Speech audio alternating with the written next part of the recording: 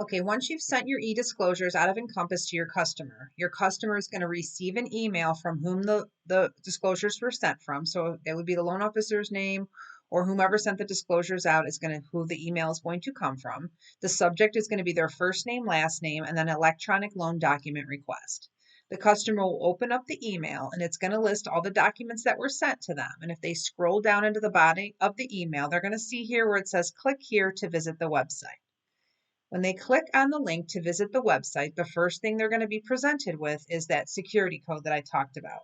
They're going to be sent a text message to the phone number that was listed when we sent out the request, and they can get a call or a text. So I'm going to go ahead and click on text.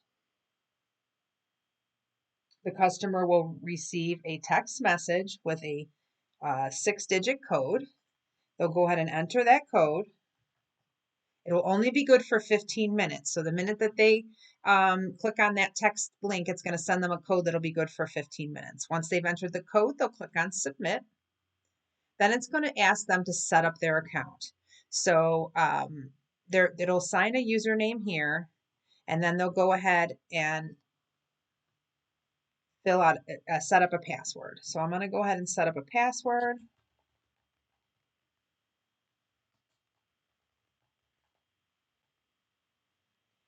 And once I've done that, I can click continue.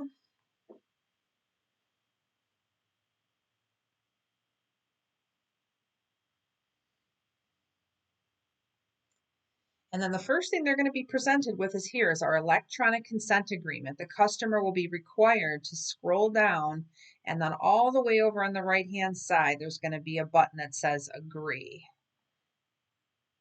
They'll click on agree, and it'll say you can now work on your documents electronically for this application.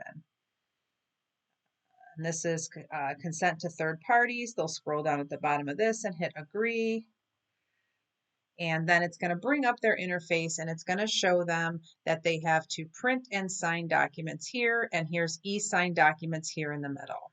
So when the customer, they can review the documents here and then they can sign the documents here. So what they're going to do is they're going to click on sign documents, and it's going to bring up the DocuSign interface. And there's a button at the top that says next. They'll simply click on next, and then they're going to click on this start button here. And what it's going to do is it's going to walk them through every signature point. All they have to do is click on the yellow box. It's going to ask them their very first time to adopt their signature. Their signature, their initials, they click on adopt and sign. That is the signature it's going to tag in each one of these tag points. So they just need to simply go through the package and click on the sign tags. If they get interrupted in the process, they close their browser, something goes wrong, they phone rang, they had to step away from their computer. When they log back in, it'll pick up where it left off, where they left off with the signatures.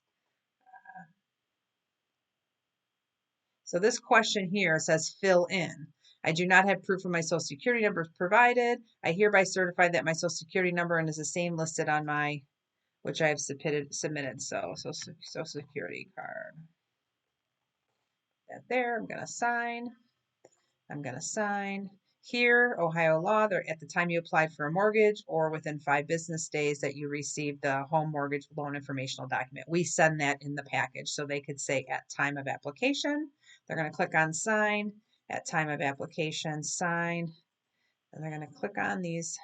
So on the 4506T, make sure they have to choose. They attest that they've read the document and then sign. Choose the radio button and sign. And then here, I do or do not have a family member or business relationship. They need to answer that question. And then sign. Continue with the signature process all the way through the application. Oops.